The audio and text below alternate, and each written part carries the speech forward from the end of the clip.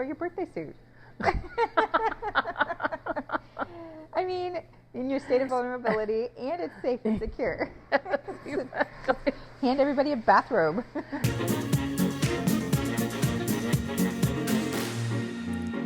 Welcome back to M's Adventures in Storytelling. This is part 2 of a chat over a cup of tea with a friend of mine, where last time we talked a little bit about nudity and the Grand Canyon and travel, and this is part 2. So enjoy.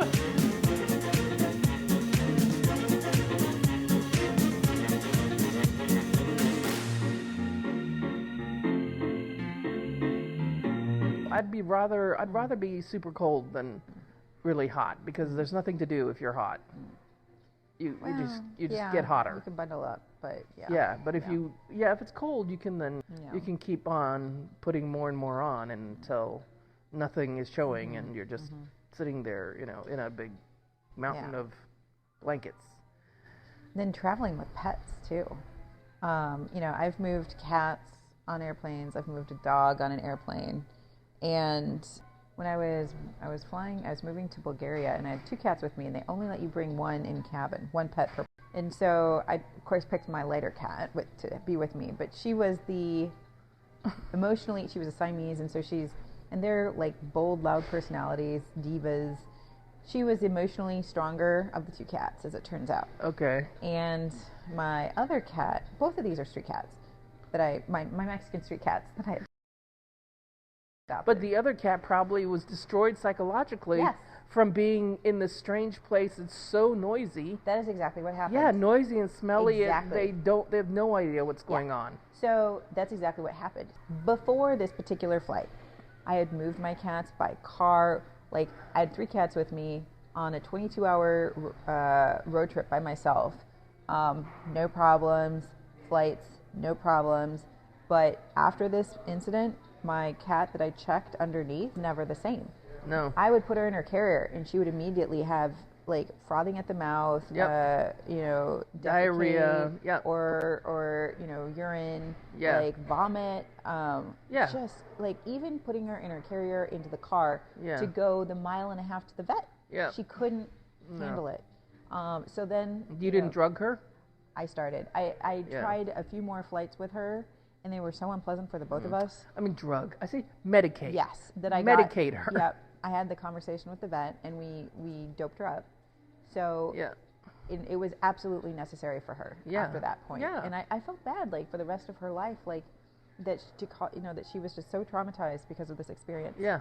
Part of the experience too, though, that flight that changed everything for her.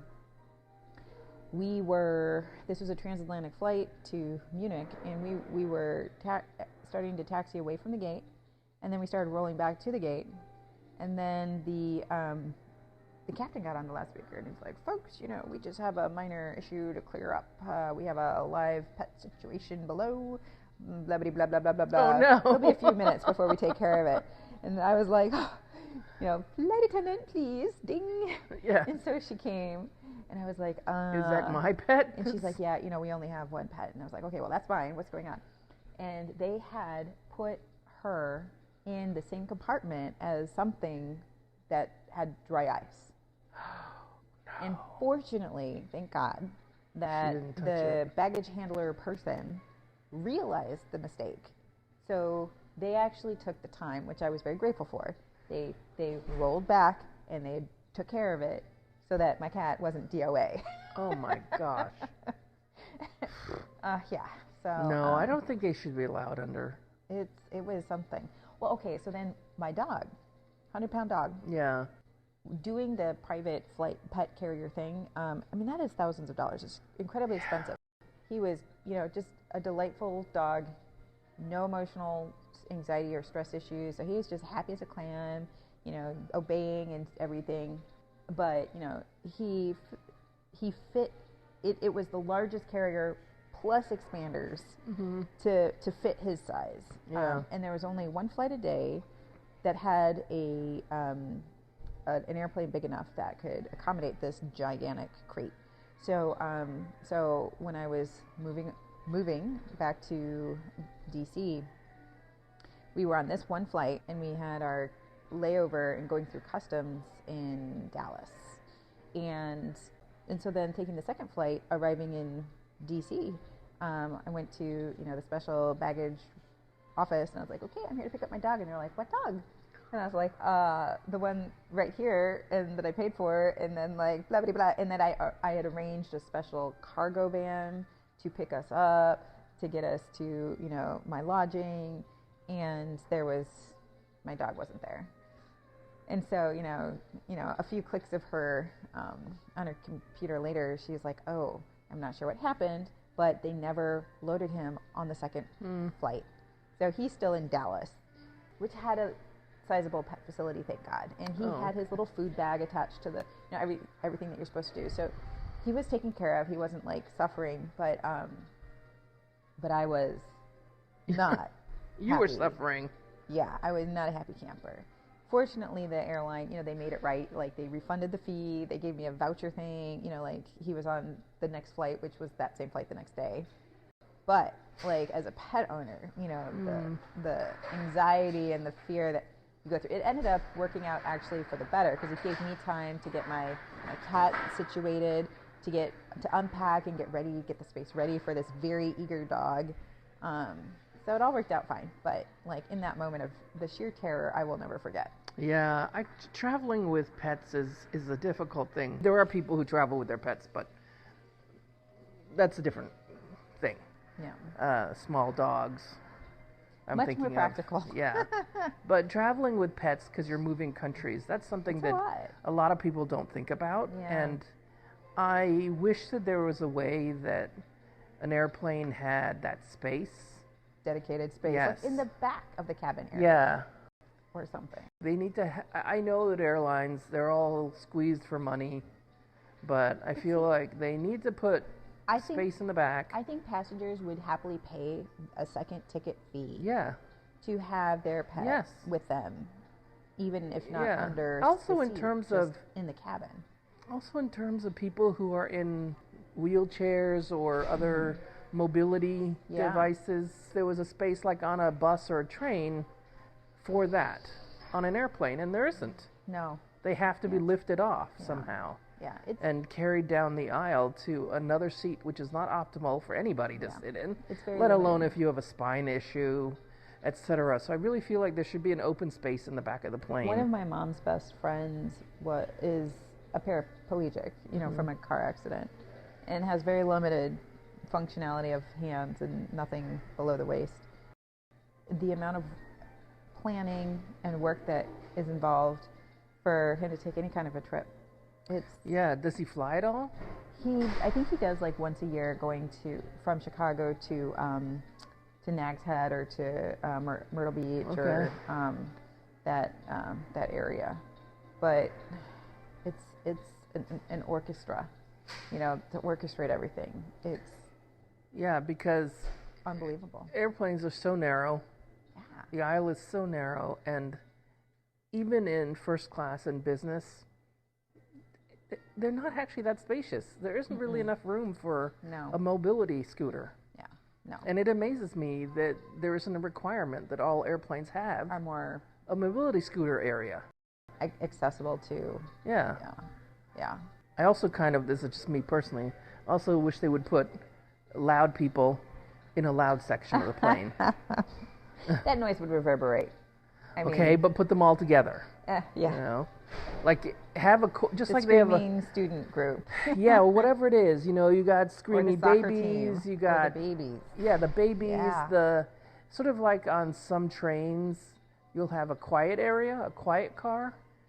I would like to have a quiet quiet area on an airplane. Yeah, that would be nice. I have spent so much money on sound canceling. It's only ever headphones, halfway effective. But I call them the anti-homicide headphones. Yeah. Because when I am on an airplane, in life in general, I don't like strangers touching me, unless they're massaging me. That's totally different. It's professional. But I don't want an amateur random person touching me because our seats are too cheap. Yeah. Yeah. Or like when somebody falls asleep, I had that and happen their to head me. nod starts to it lands on your shoulder. One time when I was flying either to or from Colombia, I was on an Avianca flight, and they use pretty big, tall, spacious airplanes inside, Airbus or whatever it's called. So that's fine. But I was sitting surrounded by a family. Okay. The preteen, I guess he was maybe 11, boy was sitting next to me. I was in the aisle. He was sitting next to me in the middle seat there. There were several middle seats. His family was on the other side of him. He fell asleep on me. So we were connected from hip to head for 5 hours. He was so happy. And I just felt bad. I couldn't be like, and knock him off. So I just sat there with this kid sleeping on me. You were the human pillow. Yeah, I was like, I do not want to be this ever again. It annoys me to not be able to afford business class or first class all the time, because I just don't want to be sitting next to strangers and touching them and dealing with them. I feel like it's dehumanizing, but it is so much cheaper.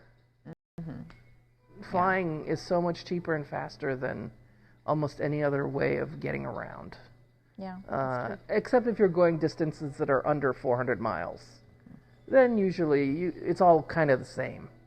Going to New York by bus, car, train, or plane, it all takes 4 hours from D.C. to New York. If you take a plane, you're only sitting on the plane for 2 hours or for 40 minutes. The flight is 40 minutes, right? You're sitting on the plane for an hour and 10 minutes. But you're still spending the time going out to the airport, going through security, being treated like you're a terrorist, because they always have to check that you're not a terrorist, which is fine. Like stupid terrorists. So annoying. So I feel like it's always, and it's not so much cheaper either, going by bus from New York to DC. Oh, it's super cheap. Really? Oh yeah. The Chinatown bus, there's like 4 or 5, maybe Is that more still different going? companies. Oh yeah. But you can get. I mean, it's been a few years since I checked. When I last checked, though, you could do one way for $25-$30. Oh, okay. You can do luxury. There's like luxury bus lines, and that's as much as the train, almost. Yeah. But yeah, it's very cheap. Yeah, I've seen these luxury bus lines. I haven't taken them yet. Yeah, I know one person who has, and it's very bougie, but I'm all about efficiency, and whatever's the fastest way is what I'm all about.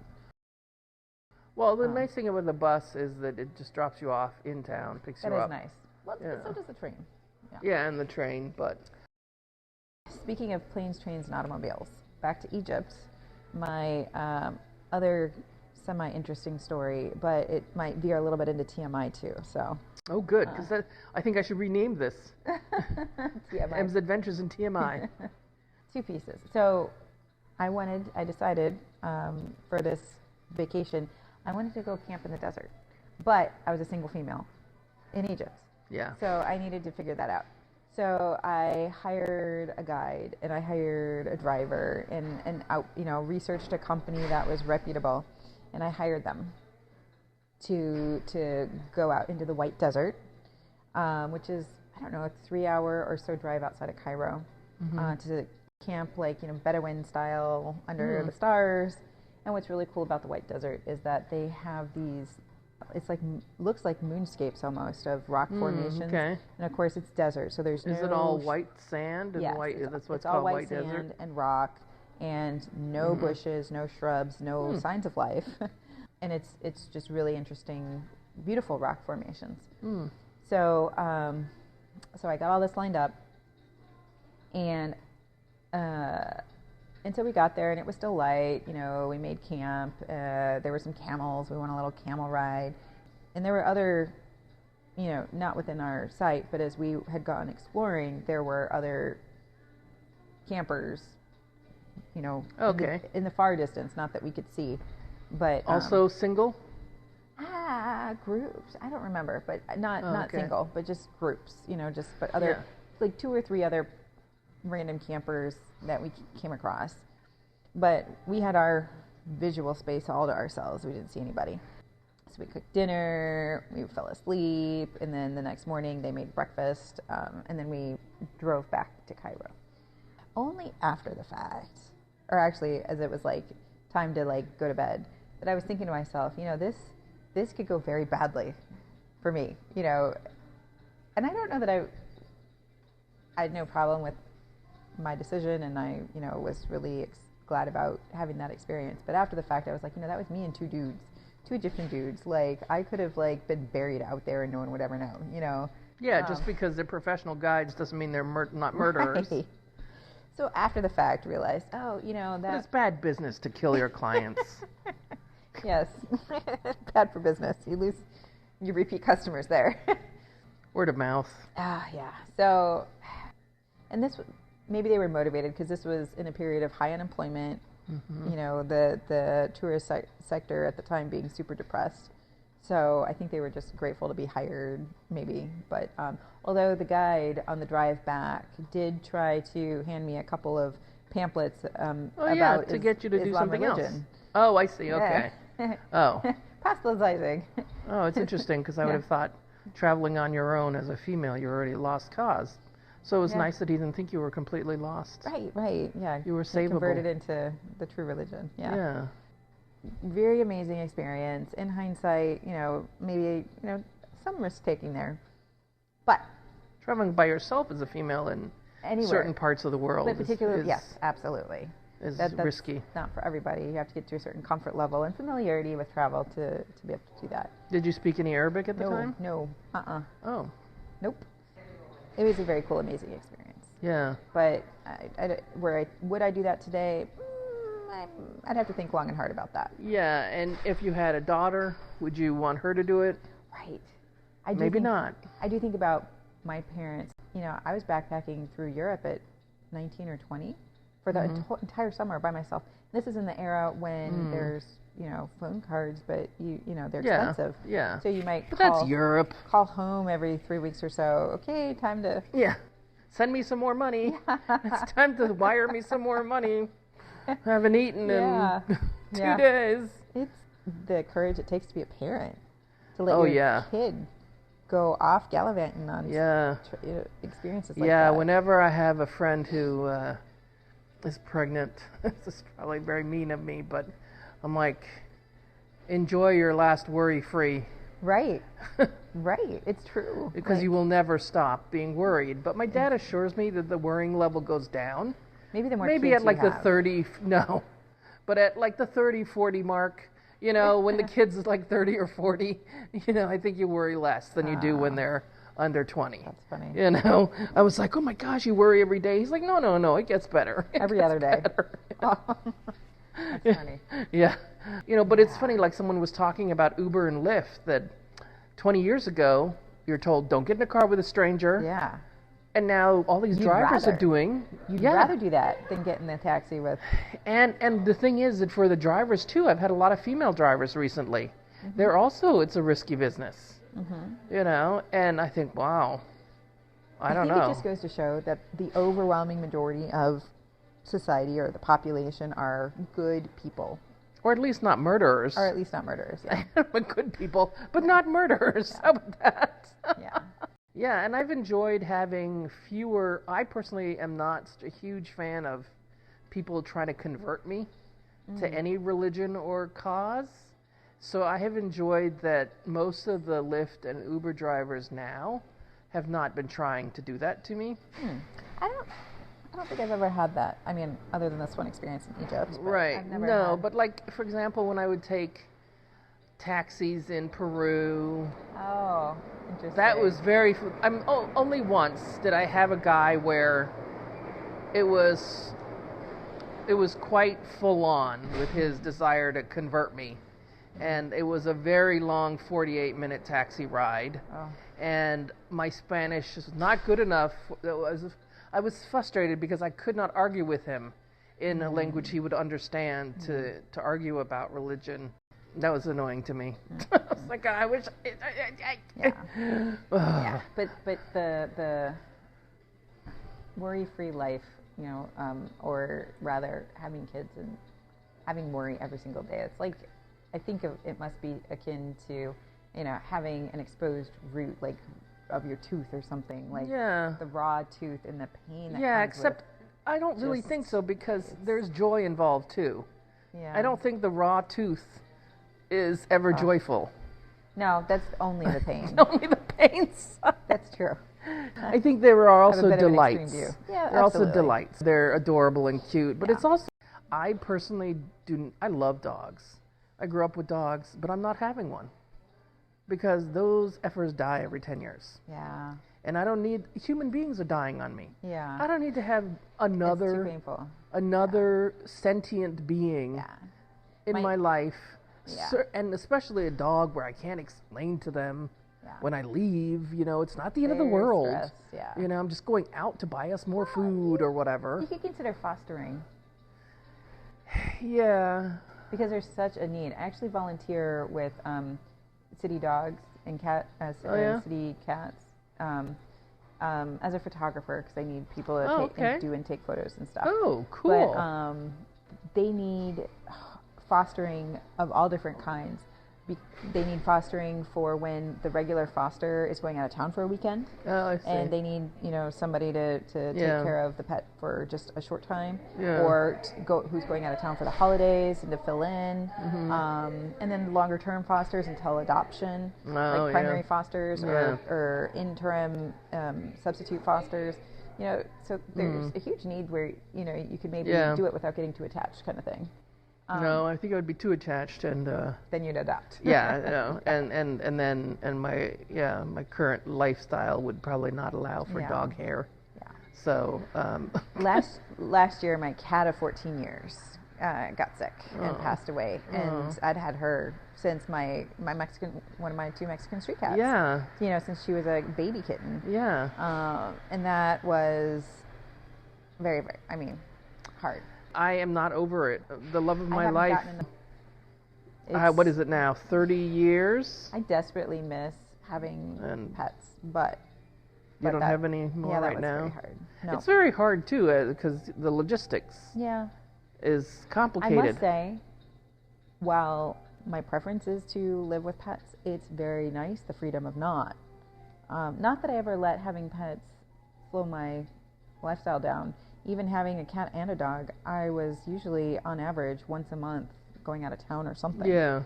And it takes a village. One time I had a coworker, when I was on a work trip for a week, I had a coworker watch my dog, or, a dog sitter come to the house, or, drop, pet off with somebody. So, neighbor, tenant, there's, you figure it out. Right? Yeah.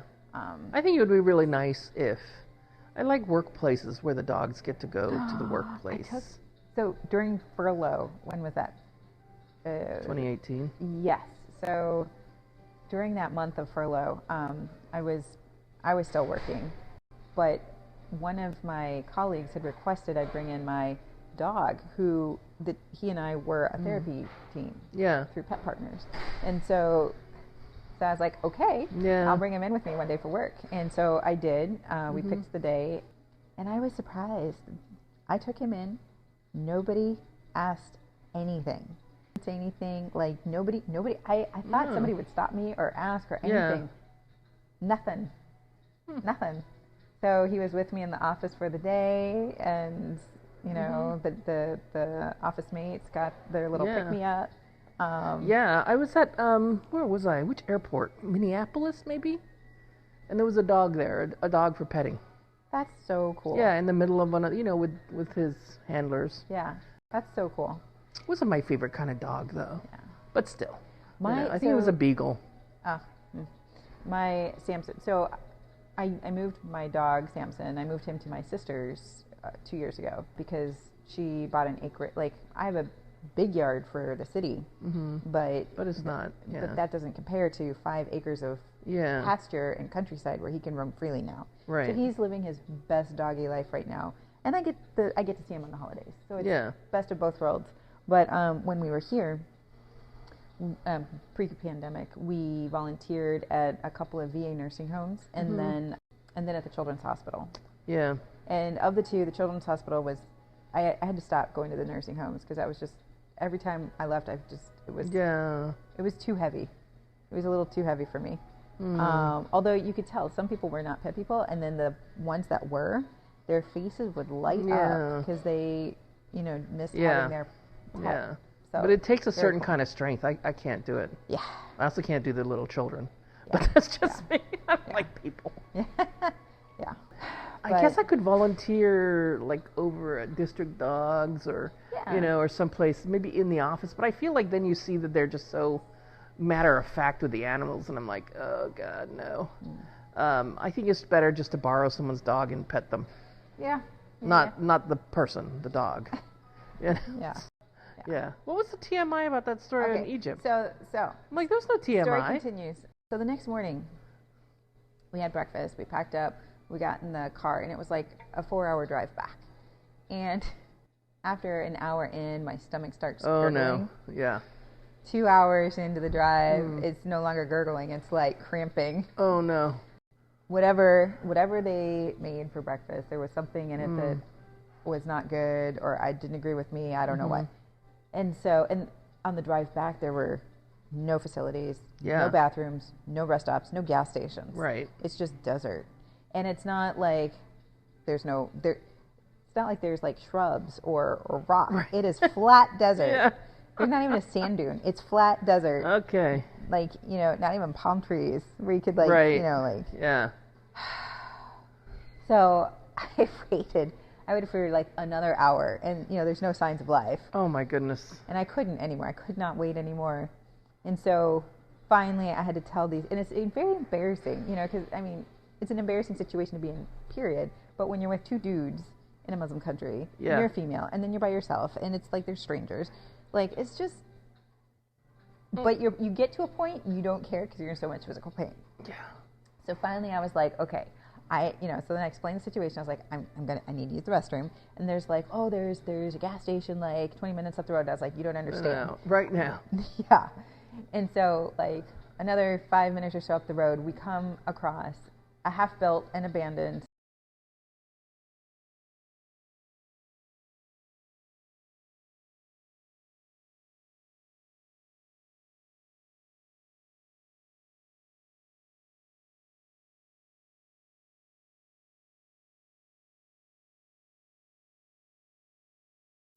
building structure.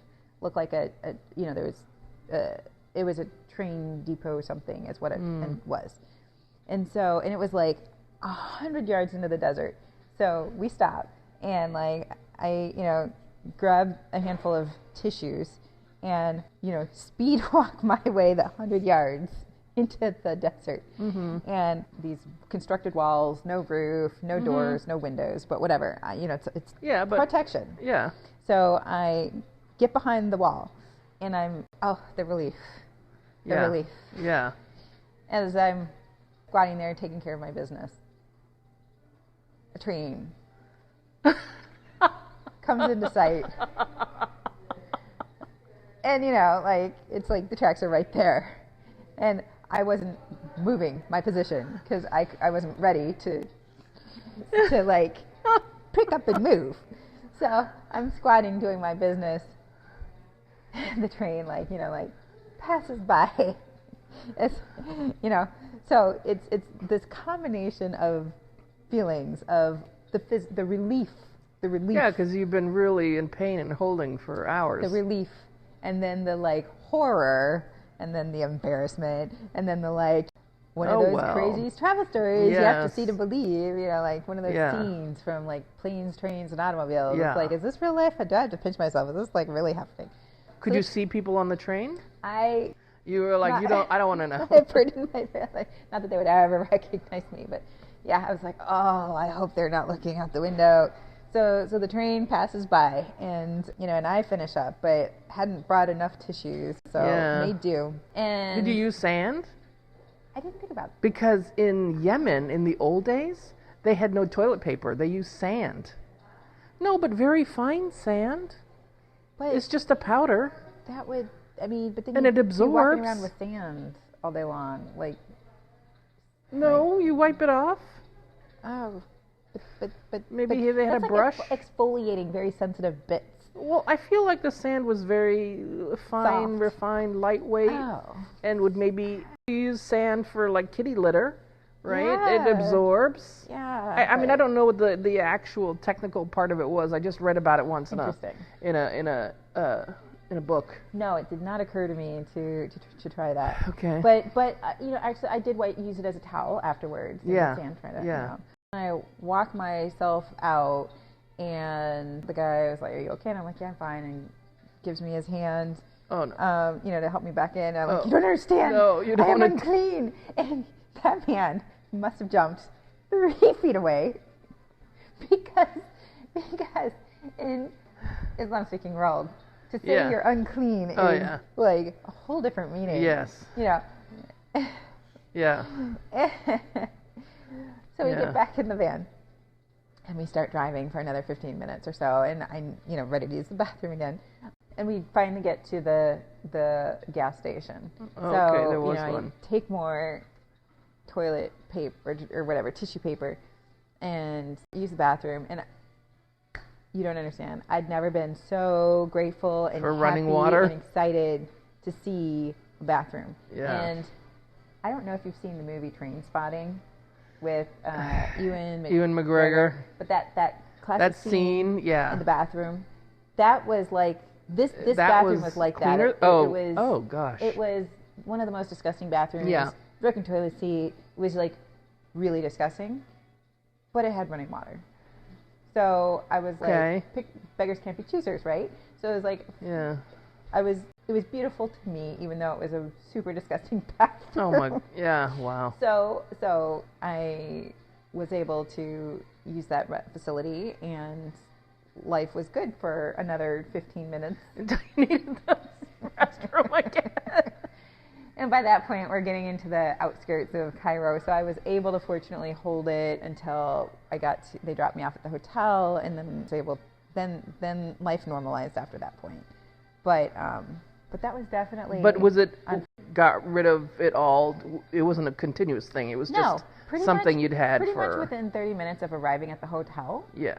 Then I was fine. I Yeah. was done, and I was normal after that. Yeah. So Yeah. getting.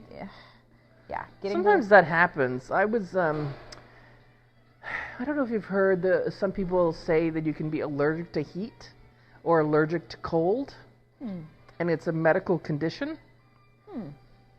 So I have a friend who is pretty sure she's allergic to cold, Interesting. and I'm pretty sure I'm allergic to heat. Like breaking out in hives or something. Yeah, completely having an adverse physical reaction. My mom, she's gotten sun poisoning, but that's specific to sunshine, not. Oh, heat. I have had heat stroke. Yeah, I've had heat stroke about and she's very sensitive now. 4 or after 5 that. times in the last 12 years. Yeah, she grew up on a farm, and so she was picking beans out in got sunstroke or sun poisoning, and ever since then is very sensitive to too much sun. It's not just the sun, it's the heat. The hottest I remember ever being, other than intentionally, like in a sauna or steam bath, but hot from the place I was in India at the Taj Mahal in June. Very humid. It was remember hot that and humid, being and there. we were outside for about 2 hours, from 1 until 3 Ooh, the heat of the p.m. day. Yeah. And I had such bad heat stroke that I was blind for about an hour Wow. after that, until my friends, I could not see. They got me into the van, they got me to the hotel. Some angel put some lemonade in my hand, and then another glass of lemonade, and helped me drink. And then my friend took me to the room so I could lie down with cold compresses on my head, but I really did not see for about an hour. And the other time I'm really hot was down in a luxury resort in Bangladesh, and that is another story I have to tell another time, because that was ridiculous. But yeah, I've had heat stroke in December in Bangladesh. Wow. Because I just don't expect it to be 98 degrees Yeah. in December. At that point, it just arrived, and I thought, oh, it's not too bad. And then after an hour of walking around in the It sun, hits you. I was like, oh, feels the face. I feel a little bit like I want to puke, and I don't feel so good. And I got into my apartment, which had all stone floors, and I remember feeling very just laying loopy. on that cold floor. Yeah, I was like, oh, I really feel like I'm going to fall over. And I thought I better lie down on the floor because then there's nowhere else to fall. You know, I won't if I try to lie Crack down your on head. this bed or this sofa, I can't really figure out where it is. And if I land, then I'll maybe crack my head. And so I just sort of melted onto the floor, and I was holding a bottle of water, and I remember I just poured it on me. I couldn't even drink it. I was just so hot. I'm sure there was steam like sizzling off of me. It was just so crazy. I was so crazy hot. Maybe that is some kind of Yeah, I just allergy. I really thought I was going to just lose it because I was out of my head with heat stroke.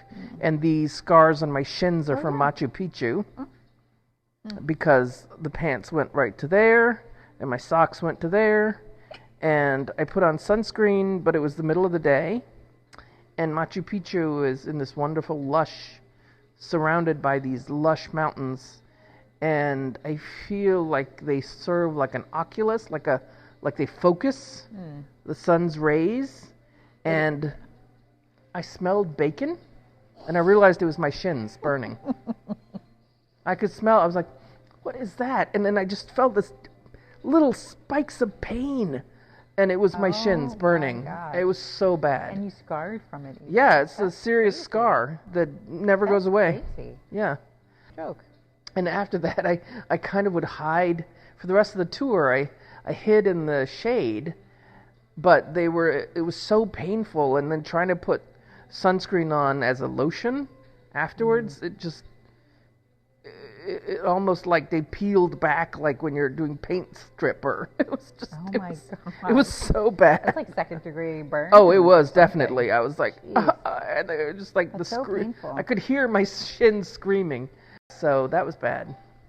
Wow. And luckily I had a sweatshirt with me, and it wasn't that it was that cold, but because of the sun, I had put the sweatshirt on and pulled down to my hands, and I had a hat and sunglasses and a That's sort scarf. of how Bogota was when the clouds actually cleared. Oh yeah, that was some fierce and sun. It would burn you very easily. Yeah. I got more than Yeah. once in Ciclovia when it happened to be a nice weather on a Sunday. I actually liked the weather in Bogota because every day it would be rainy, then sunny, then cold, then hot.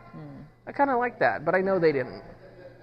I know the locals didn't like the weather. Yeah. But I don't like hot weather. I like Yeah. cold weather. So then, yeah, that's perfect. My favorite weather is probably about 40 to 60. Like San Francisco then. Yeah, but I think it's too overcast. I don't know, but they also too many earthquakes out there. And Yeah. it's too expensive. And it's crazy. Mainly it's too expensive, and they have earthquakes. Yeah. I did not grow up with earthquakes, or as they call them, tremors. People who are used to them.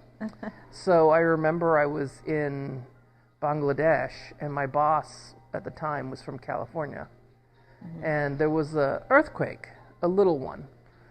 But it was strong enough that it knocked books down and That's caused little cracks sensible, and yeah. stuff like that. And it was a very short kind of boom How type of interesting. earthquake. It didn't have a lot of whatever aftershocks. But she and I were in her office having a meeting, going over whatever we were doing, and we both felt this sideways gosh. because the direction that it was in for us, it was both kind of a sideways Oh, whatever wow. movement. Wow. And she said, "Oh, yeah, earthquake." And then I was like, "Oh, yeah, okay." And then we kept talking, and then all of a sudden, 2 or 3 minutes later, there's this hammering on the door as all the other colleagues are going, "Ma'am, earthquake, earthquake!" And she was like, "Oh, right, yes. Sorry, I grew up with earthquakes, so I just don't react the same way everyone else does." That's funny. That's cute. You know, I was like, "Oh, yeah, yeah." And then, of course, in Lima, they were you have much them a more lot? frequent. Yeah. I would Oh, say in wow. Dhaka, that was pretty unusual, that earthquake. Interesting. There were other things in Dhaka, like Yeah. they weren't Molotov cocktails, they were kind of a lower grade of homemade incendiary, whatever you want to call it. They would just maim you in an unpleasant way. They weren't going to Oh. probably kill you. Oh. So sometimes the different political groups would make some of those and decide to run down the street, and Just explode those. shits and And giggles. so it's like, oh, okay, yeah. But yeah, in Lima, there were, I would say, probably a tremor every 6 months that I could Wow. feel. Yeah. And the okay. biggest one that I felt was, so the elevator, just like in Bogota, the elevator came straight up into the apartment, which I don't like. And so I was waiting for the elevator because I was leaving my apartment. I felt this rumbling, and then I could hear the elevator knocking the sides of the shaft as it was coming up. And I thought, oh, well, that's pretty bad. I wonder if one of the cables or something is off. That's Yeah. my split second, 10 seconds of thought. But then all of a sudden, I felt it really start to swing and kind of make a cracking sound. And I looked down at my floor. My floor were all these laminate boards, nice wood floor. And all of a sudden, and the whole apartment shifted 2.5 inches. So it grew by 2.5 inches. Wow. So in every room, like it shifted to the south, 2.5 Wow. inches. And it was more in the room that was most to the south, right? And then less in the room, because that room had less cement wall or whatever. Wow. It had glass walls, because I had glass on 8 sides. Wow. So there you could see the north side was this gap that was 2.5 inches. So I had to have them come in and because they would drop things down there. I mean, it was an obvious Oh giant my gap. gosh. And then the elevator shaft, Oh my gosh. That would freak the me out. base of the door to the elevator shaft had a big crack in it. The elevator still worked, but it would scrape the sides. Oh. So yeah, it was wow. very unsettling. And What yeah, floor did you live on? I lived right on the coast. No, but what Oh, I floor? lived on. Oh, sorry, what floor? I think I lived on the 3rd floor. Ugh. Okay. Yeah, so it wasn't that high up. Yeah. And I could run down the stairs, of course, right? The Yeah. back stairs, but you had to have keys for all of that. And, Yeah. and That's it was, very yeah, I unsettling. mean, it was not practical. Yeah. It was a gorgeous, gorgeous view, gorgeous apartment, but I mean, I really enjoyed my time in Lima, but I would not want to live there again because it was just too overcast. It's much worse than San Francisco. The little microclimate that sits right on the coast is caused by the Humboldt Current, which means the Humboldt Current means that there's amazing fish in Lima because these cold water fish come up on the Humboldt Current. So Corvina and all these other delicious cold water fish, because they just are more tasty. They're tastier, cold water fish. They come right up there along the coast, so they're easy to catch for the Peruvians. So that's why they have their ceviche culture and all that other stuff. But it also means that there's this constant moisture, Gloomy. cold moisture, and then Lima is this very rare thing of a capital built on sand on the coast. So it's a desert on the coast. It's all sand. And so there were times when I would look out and it would just be gray and look like it was, nighttime or raining. It never rains though there. It's really weird. It's a very weird place. Never rains. And so it was like this kind of grayness, and then I would look down inland and I could see that the sun was shining 3 streets down inland. So it'd be That's just this so little bizarre. tiny weird microcosm cloud. That's like Charlie Brown rain cloud, like just hanging over your head. Yeah. That would make me so annoyed. Oh, that reminds me. Did you ever read The Hitchhiker's Guide to the Galaxy? No. So one time when I decided to take a train ride, a 24-hour train ride in Europe to go to an art exhibit, I took one book with me, and that was, the trilogy in 4 parts of The Hitchhiker's Guide to the Galaxy. And he was clearly stoned. I mean, he's brilliant, but... The next big book I would, if I had the time, would be maybe the Dune series. Oh, yeah. I've heard it's good. Yeah. Yeah, I'm very bad now. My eyes get super tired because I use them a lot. So now I tend to listen to audio. Me too. Right now I'm listening to a historical fiction book about Paris. And so it features Paris, but from different eras in history, and creates little vignette stories. I have really gotten into that genre of historical fiction. Yeah. I don't know if you like that genre, but there's one about Rome. Oh, okay.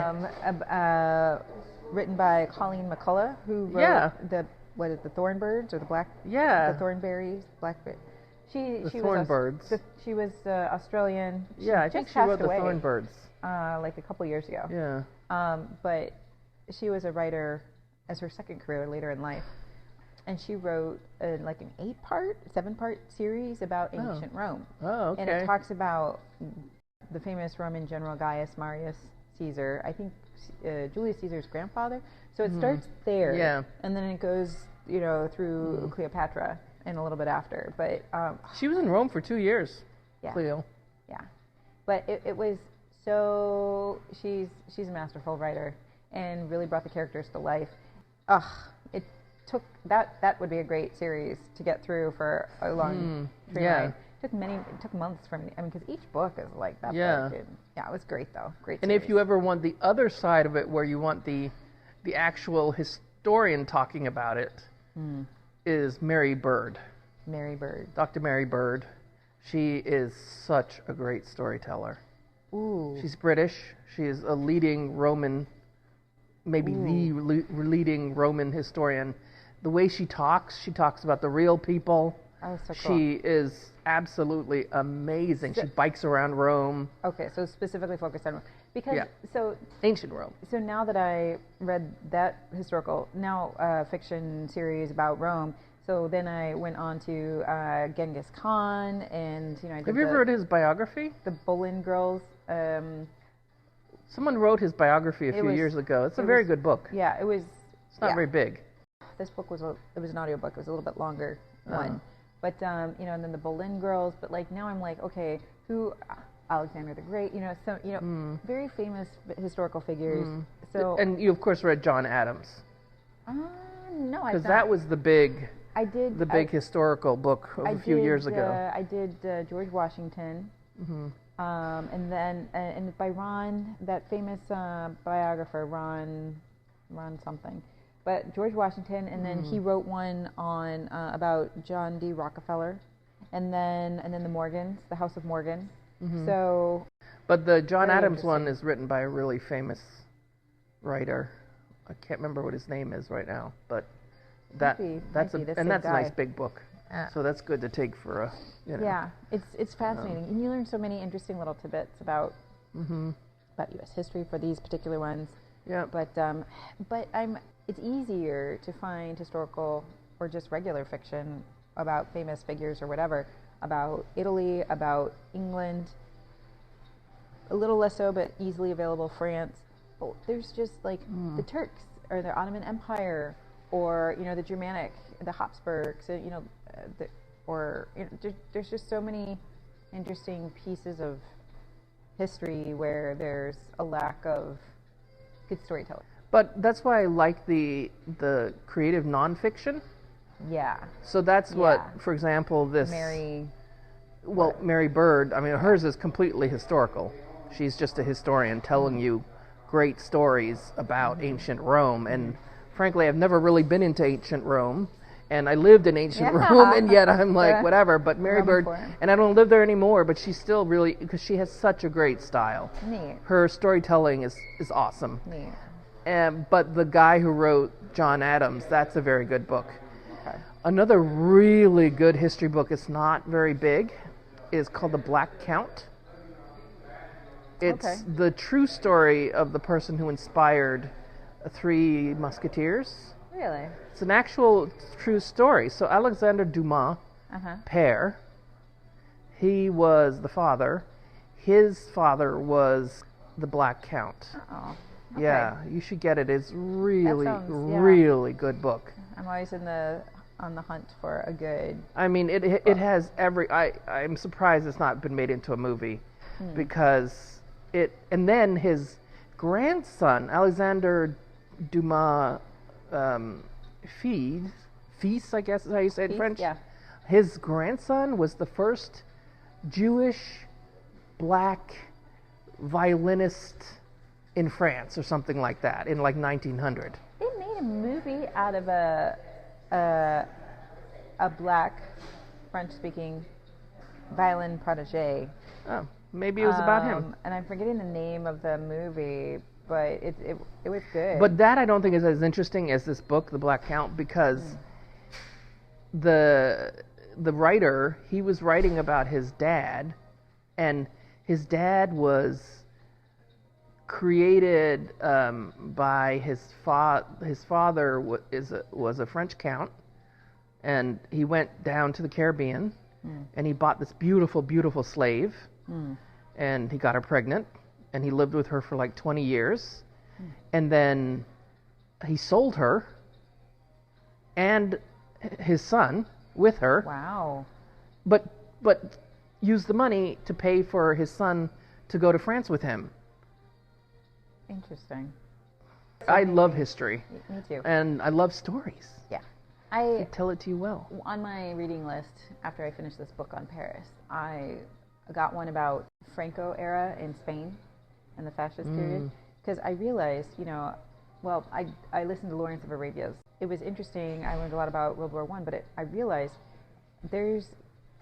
World War I set the stage for World War II, and then that whole interwar period, in it was one big war. The geopolitics happening in Europe, and I realized, of course, everyone is familiar with Hitler and Nazism in Germany and the rise of that, but I realized I want to learn more about Mussolini. I want to learn more about Franco in the Spanish Civil War and just why. Yeah, I mean the whole thing comes from that day. The shot heard around the world. Yeah, the shot, right? But it's more that the normal way that people react, which is the overreaction, because then of course you're going to get revolt out of that, and something more disgusting comes out of that. So that's just the way it is, and that's the way history is. It swings between pendulum very much. Yeah, progression, or someone. And that happens in Latin American politics, where the right, the banana swings to the left, the banana swings to the right, and it's like every decade or 2 decades. It's crazy, or even in our own U.S. politics. Yes. Crazy.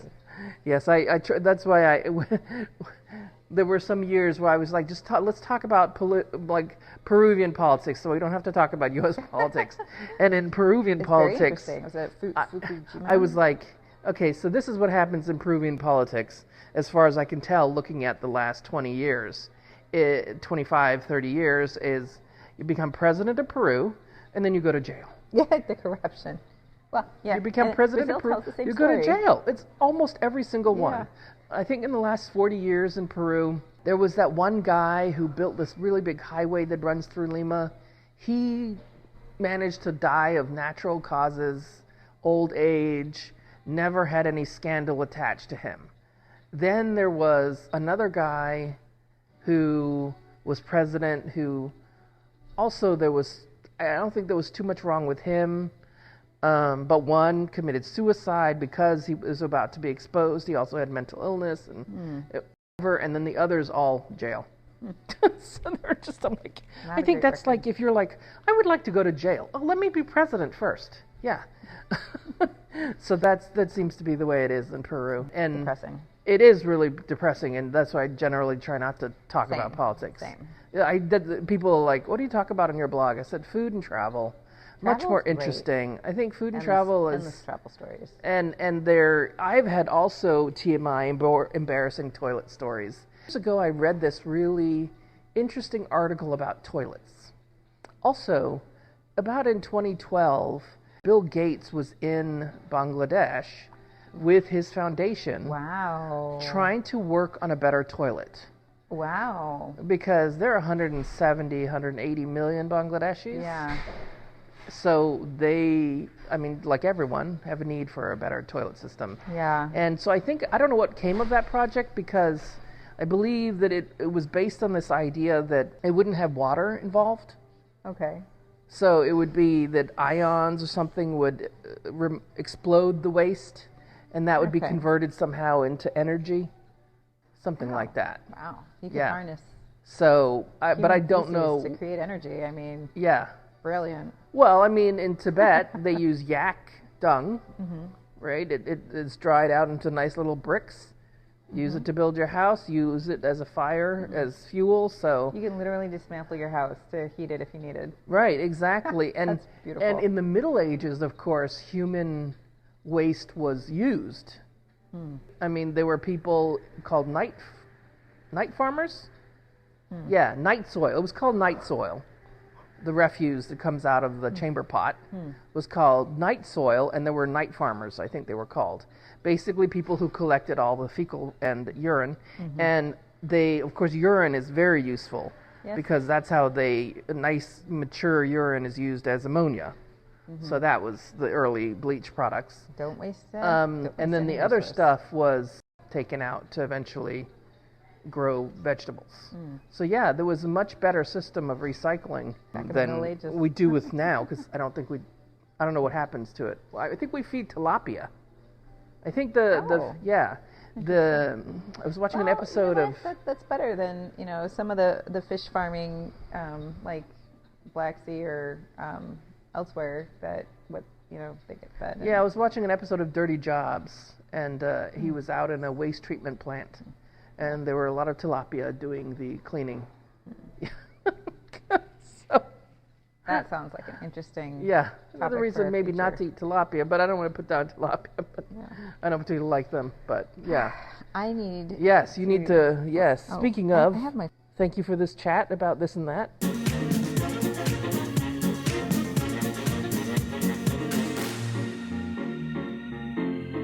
Thanks for listening to this episode of M's Adventures. This time we got all the way around in planes, trains, automobiles. We talked about TMI. We talked about book recommendations.